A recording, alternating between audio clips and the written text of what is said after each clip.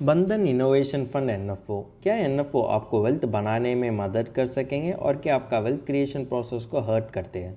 आज ये वीडियो में हम इसके बारे में एनालाइज करते हैं।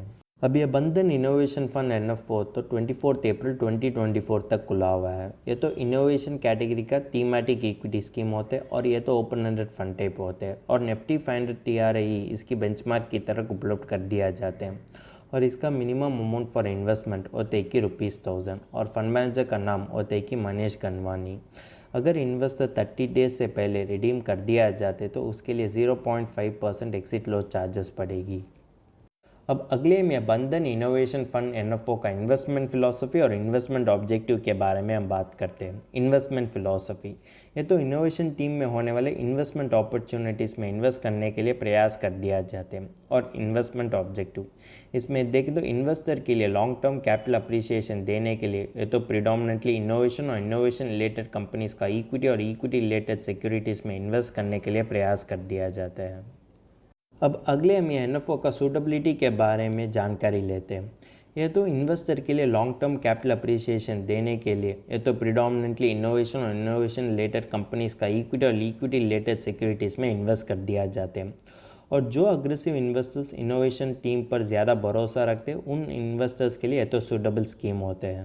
अब ये बंधन इनोवेशन फंड एनएफओ में इन्वेस्ट करने से इन्वेस्टर के लिए क्या क्या फ़ायदा मिलते हैं इसमें देख तो इन्वेस्टर्स का फंड्स तो इनोवेशन टीम में होने वाले टॉप परफॉर्मिंग कंपनीज में इन्वेस्ट कर दिया जाते हैं और जो इन्वेस्टर्स इनोवेशन टीम में इन्वेस्ट करने के लिए इच्छा कर दिया जाते हैं उसके लिए तो आइडियल फंड होते हैं। अगर इनोवेशन टीम अच्छा तरीके से परफॉर्म कर दिया जाते तो उन इन्वेस्टर्स के लिए इन्फ्लेशन बीटिंग रिटर्न्स कमाने के लिए भी मौका होते हैं क्योंकि यह तो एक तरीके का high risk high return policy होने के कारण। और जो अग्रेसिव इन्वेस्टर्स इनोवेशन टीम पर ज़्यादा भरोसा रखते हैं उन इन्वेस्टर्स के लिए ये तो सूटेबल स्कीम होते हैं। प्रॉस ऑफ इन्वेस्टिंग की तरह आपको कॉन्स ऑफ इन्वेस्टिंग के बारे में भी जानकारी लेने की ज़रूरत पड़ती है। ये तो शॉर्ट टर्म इन्वेस्टर के लिए एक रिस्की फंड ऑप्शन होते हैं। ये तो आपका कोर पोर्टफोलियो के लिए उतना सूटेबल प्रोडक्ट नहीं होते। आप एज इन्वेस्टर यही जानना चाहिए कि सभी ग्रेट टीम्स तो आपको स्टॉक मार्केट रिटर्न्स नहीं जनरेट कर सकेंगे। ये तो एट टाइम्स आपका पोर्टफोलियो के लिए ओवर एक्सपोजर देने के कारण आप एज इन्वेस्टर तो गलती इन्वेस्टमेंट डिसीजन भी ले सकेंगे। और डाइवर्सिफाइड फंड से कंपेयर कर दिया जाते हैं तो यह फंड में उतना फ्लेक्सिबल और डायनेमिक नेचर नहीं है। ये तो आपका कोर पोर्टफोलियो पर ज़्यादा वॉल्टिलिटी भी जोड़ कर सकें जिसके वजह से आपके लिए भविष्यकाल में होने वाले गोल्स अचीव करने में ज़्यादा कठिन लगती है। इसमें ज़्यादा कॉन्सेंट्रेशन रिस्क भी पड़ती है। अगर किसी भी कारण के लिए इनोवेशन टीम अंडर परफॉर्म कर दिया जाते तो आप एज ए इन्वेस्टर के लिए अगर देखें तो ज़ीरो रिटर्न्स और नेगेटिव रिटर्न्स मिलने की मौका भी ज़्यादा होते हैं। इसी कारण के लिए जब आप यह एनएफओ चुनने के बारे में सोचते हैं तो आपका टाइमिंग और सर्कल ऑफ कॉम्पिटेंस तो हाईएस्ट साइड में होना चाहिए। इसी कारण के लिए आप तो फाइनेंशियल एडवाइजर की मदद लेते ही आप तो एनएफओ को चुनना चाहिए।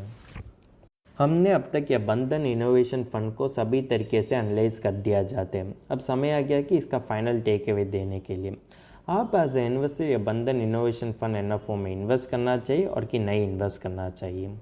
अगर आप फर्स्ट टाइम इन्वेस्टर हो और कि कंजर्वेटिव इन्वेस्टर है तो आप तो बिल्कुल एनएफओ को अवॉइड करने की ज़रूरत पड़ती है।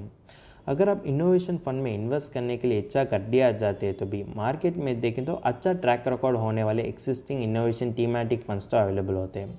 अगर आप उसी में बेस्ट फंड्स को चुन कर सकेंगे अगर आप उसी तरीके से इन्वेस्ट कर दिया जाते हैं तो भी वही आपको फाइनेंशियल गोल्स अचीव करने में ज़्यादा तरीके से मदद कर सकेंगे।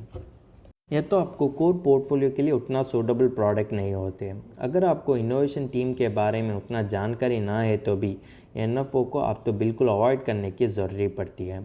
लेकिन जब आप एक इन्वेस्टमेंट डिसीजन लेने के बारे में सोचते हैं तो आप तो फाइनेंशियल प्लानर को कंसल्ट करने की आवश्यक पड़ती है क्योंकि वो देखते हैं कि अगर आपका इन्वेस्टमेंट ऑब्जेक्टिव और देखें तो एनएफओ का इन्वेस्टमेंट ऑब्जेक्टिव अलाइन होते हैं या नहीं और आपका रिस्क प्रोफाइल और कि एनएफओ का रिस्क प्रोफाइल मैच हो रही है या नहीं और वो तो ओवरलैप रेशियो पर भी ध्यान दे दिया जाते हैं। अगर ये एनएफओ आपका इन्वेस्टमेंट पोर्टफोलियो आइडियल प्रोडक्ट होते हैं तो भी वो तो आपको यही जानकारी देते हैं कि आप तो जितना इन्वेस्ट करना चाहिए, जितना इन्वेस्ट करने से आप तो आपको फाइनेंशियल गोल्स अचीव करने का मौका तो ज़्यादा होते हैं।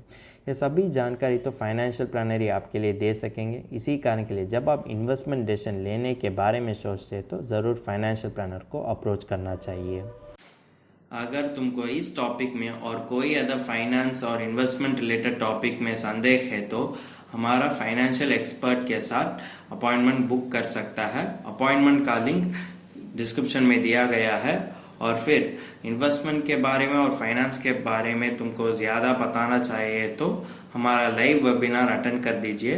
वेबिनार का लिंक भी डिस्क्रिप्शन में दिया गया है। वेबिनार एब्सोल्युटली फ्री है। इस वीडियो तुमको पसंद है तो लाइक कर दीजिए, फ्रेंड्स के साथ शेयर कर दीजिए और ज़रूर सब्सक्राइब कर दीजिए। धन्यवाद।